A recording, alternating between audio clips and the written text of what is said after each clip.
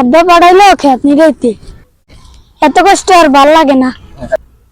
এভাবে কি আর লেখাপড়া হবো? গরিব মানুষ হইলে কষ্ট তো করতে হইব। আমার বন্ধুরা তো সবাই স্কুল গেছে গা, আমি খেত নিরাইতেছি। এভাবে কি আর পরীক্ষা দিতে পারবো? সারা জীবন পরিশ্রম করে যেতেছি, আমার দুঃখ কেউ বুঝলো না। এত কষ্ট আর ভাল লাগে না।